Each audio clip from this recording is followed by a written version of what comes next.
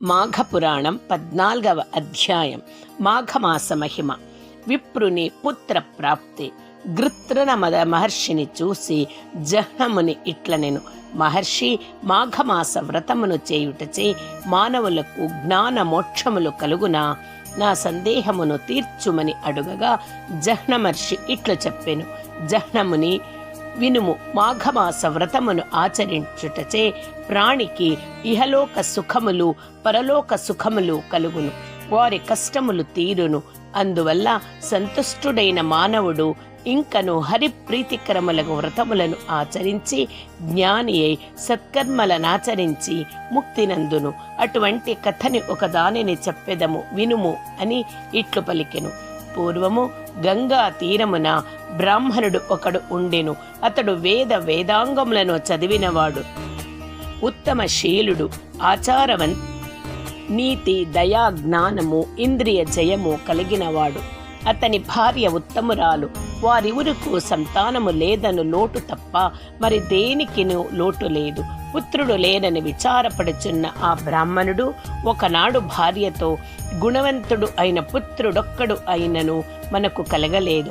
అట్టి పుత్రుడు ఒక్కడున్నను మన వంశమునకును మనకును సద్గతలు కలుగునాయని విచారపడెను.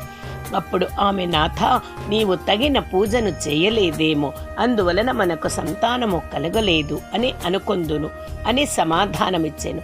అప్పుడు ఆ బ్రాహ్మణుడు, ప్రియా, కష్టనిరతమైన తపమును ఆచరించి అయినను శ్రీమన్నారాయణుని సంతుష్టపరిచెను. పుత్రవరమును కోరుదునని చెప్పెను. కష్టతరమైన నియములను పాటించి నిశ్చలమైన తపము చేసి మృకండు మహాముని వలె ఉత్తమ పుత్రవరమును కోరదనయు పలికెను. ఆ దంపతులు ఇరువురూ తపమాచరించవలెనని గంగా తీరమునకు పోయిరి. బ్రాహ్మణుడు అష్టాక్షరమును జపించుచు శ్రీహరిని మనసులో నిలుపుకొని తీవ్రమైన తపము ఆచరించెను. కొంతకాలమునకు శ్రీమన్నారాయణమూర్తి ప్రత్యక్షమయ్యెను. అతడు 4 చేతుల యందును శంఖమును, చక్రమును, గదను ధరించియుండెను. వరమాలను ధరించెను. పచ్చని పట్టు బట్టను కట్టెను. కౌస్తుభమను మణిభూషణమును ధరించెను. అతని కిరీటము కోటి సూర్యుల కాంతితో నుండెను. శాంతభూషితమై ప్రసన్నత కల శ్రీహరి ముఖము మకర మండలముల కాంతితో మరింత శోభాయమానముగా ఉండెను. నారద మహర్షి స్తుతించుచుండగా, అప్సరత కాంతలు పాటలు పాడుచుండగా, లక్ష్మీ సమర్థుడై గరుత్మంతునిపై నెక్కి ఆ బ్రాహ్మణునకు వరమీయవచ్చెను. తనను గమనించక తీవ్రతరమైన తపమున నిమగ్నుడై ఉన్న బ్రాహ్మణుని చూసి చిరునవ్వుతో, విప్ర, నేను నీకు వరము నీయవచ్చితిని, నీ తపమును మెచ్చితిని అని పలికెను. శ్రీహరి ఇట్లు పలికినను ఆ బ్రాహ్మణుడు నిశ్చల చిత్తుడై బాహ్య జ్ఞానము లేని స్థితిలో ఉండెను. ఇట్లు బాహ్య ప్రపంచమును మరచి నిశ్చల చిత్తముతో అతడు చేయు తపము భగవంతుడగు శ్రీహరికి మరింత ప్రీతి కలిగించెను. అతనికి ఎట్టి వరమైనను ఈయవలేనని నిశ్చయించెను. వాని మనస్సు బాహ్య ప్రపంచమునకు మరులునట్లు చేసెను. మనస్సు చెదరగా ఆ బ్రాహ్మణుడు కారణమేమని కనులు తెరిచెను. తన మనసులో నిలిచిన శ్రీమన్నారాయణుడే ఎదుట నిలిచి ఇండుటను గుర్తించెను. ప్రసన్నమూర్తిని చూచెను. ఆనంద పరవశుడైన అతడు శ్రీమన్నారాయణమూర్తిని ఇట్లు స్తుతించెను: విప్రకృతు విష్ణుస్తుతి. నమస్తే దేవేశ, నమస్తే భక్తవత్సల, నమస్తే కరుణాంశే, నమస్తే నందవిక్రమ, గోవిందాయ సురేశాయ అచ్యుతాయ వ్యయాచ, కృష్ణాయ వాసుదేవాయ సర్వాధ్యక్షాయ సాక్షిణే, లోకస్థాయ హృదిస్థాయ అక్షరాయాత్మనే నమః, అనంతయాది బీజాయ అధ్యాయాఖిల రూపిణే, యజ్ఞాయ యజ్ఞపతయే, మాధవాయ మురారయే, జలస్థాయ స్థలస్థాయ సర్వాగాయ మలాత్మనే, సచ్చిద్రూపాయ సౌమ్యాయ సమస్యాఘ్రనాశినే నమః, కాలాయ కలయా కామితార్థప్రదాయ చ, నమో దాంతాయ శాంతాయ విష్ణవే జిష్ణవే నమః, విశ్వేశాయ విశాలాయ వేధసే విశ్వవాసినే, సురాధ్యక్షాయ సిద్ధాయ శ్రీధరాయ నమో నమః, హృషికేశాయ ధైర్యాయ నమస్తే మోక్షదాయినే, పురుషోత్తమాయ పుణ్యాయ పద్మనాభాయ భాస్వతే అగ్రేసరాయ తూలాయ అగ్రేసరాయాత్మనే నమః. జనార్దనాయ జైత్రాయ జితామిత్రాయ జీవినే వేదవేద్యాయ విశ్వాయ నారసింహాయ తే నమః. జ్ఞాయ జ్ఞానరూపాయ జ్ఞానదాయాఖిలాత్మినే దురంధరాయ ధుర్యాయ ధరాధారయతే నమః.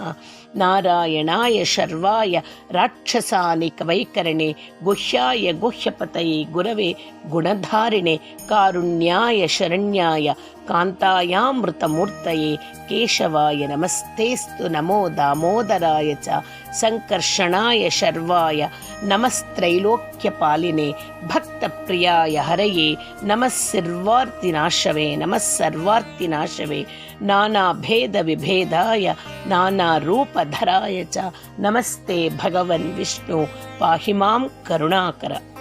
శ్రీమన్నారాయణుని ప్రత్యక్షముగా చూచిన బ్రాహ్మణుడు భక్తితో ఆశువుగా చెప్పిన ఈ స్తోత్రము అందరూ చదువుట శ్రేయస్కరము. జహ్నముని ఆ బ్రాహ్మణుడు అష్టోత్తర శతనామములతో శ్రీహరిని స్తుతిస్తూ ఆనంద పరవశుడై నమస్కరించుచూ నిలిచి ఉండెను.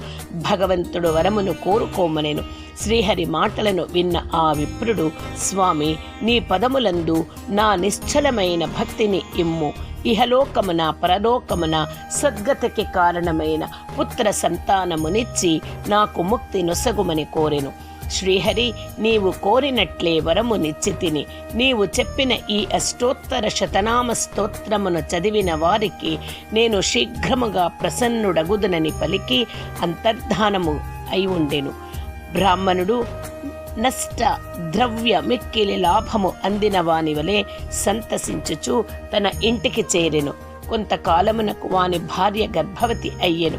కుమారుడు కలిగెను. పుత్రుడు కలిగినందులకు ఆ బ్రాహ్మణుడు మిక్కిలి ఆనందించెను. కొంతకాలమునకు నారద మహర్షి వాని ఇంటికి వచ్చెను. బాలుని చూచి వీని ఆయుర్దాయము 12 సంవత్సరములని చెప్పెను. తన దారిన తాను పోయెను. ఆ బ్రాహ్మణుడు నారదుని మాటలను తలుచుకుని విచారమగ్నుడయ్యెను. వాని భార్య బాలుని ఒడిలో కూర్చోండపెట్టుకుని వానిని నిమురుచు కన్నీరు కార్చుచు నిట్టూర్పులు విడుచుచుండెను. విచారవదనముతో ఆహారమును తీసుకునక విచారించుచుండెను. నాథ, నీవు తీవ్ర తపమునర్చి వరముగా నీ పుత్రుని పొందితివి. చంద్రుని వలె సంతాపమును కలిగించు నీ కుమారుడు 12 సంవత్సరములు జీవించి విద్యాభ్యాసము చేయిచు మరణించును కదా. నేనీ పుత్రశోకమునిట్లు సహింపగలను అని భర్తతో పలికెను. ఆ విప్రుడును భార్య మాటలను విని బాధపడుచు ఆమెను ఓదార్చి నిశ్చయించెను. ఆమె నూరడించుచు ఇట్లనెను, ప్రియా, దుఃఖింపకము. దుఃఖము శరీరమును బాధించును. నీ దుఃఖమునకు తగిన కారణము లేదనుకొందును. మృత్యువు తప్పనిది అని ఎవరిని విడువదు. మన పుత్రుడు 13వ ఏట మృతినందునని ఇప్పుడు దుఃఖించుచింటివా? నీకు నాకును ఎప్పటికైనను మృత్యువు తప్పదు. మన పుత్రుడు మనము మరణించిన తరువాతైనను మరణింపక తప్పదు కదా. మరి ఈ ముందు వెనుకలు వయస్సులకు కలదు, కానీ మృత్యునకు లేదు. కావున నీవును శోకింపకము. జరుగవలసినది జరుగక తప్పదు. అట్టిచో నీకు విచారమేలా? నీవు దుఃఖించినను కానున్నది కాకమానదు. అనగా నీ శోకము నిష్ప్రయోజనము. ప్రతి ప్రాణియు తాను చేసిన కర్మను అనుసరించి జన్మించును, మరణించును. కనిపించినది నశింపక నిలుచునా. కావున శోకింపకము అని ఆమెను ఉరడించెను. మరియు నిరర్థకమైన దుఃఖమును విడువుము. శ్రీహరిని పూజించి పుత్రుని మరణ భయము పోగొట్టుదును. నీవు ధైర్యముగా నుండుము అని పలికి మరలా గంగా తీరమున చేరి నియమనిష్టలతో శ్రీహరిని సర్వోపచారములతో పూజించుచుండెను. శ్రీహరి అష్టాక్షరి మంత్రమును జపించెను. శ్రీహరి వానిని నిశ్చల భక్తికి ప్రీతి చెంది ప్రత్యక్షమయ్యెను. బ్రాహ్మణుడు శ్రీమన్నారాయణునకు సాష్టాంగ నమస్కారము చేసి నిలిచియుండెను. విప్రుని పుత్ర ప్రాప్తి తరువాయి భాగం రేపటి 15వ అధ్యాయములో. మాఘపురాణం 14వ అధ్యాయం. పారాయణం సంపూర్ణం.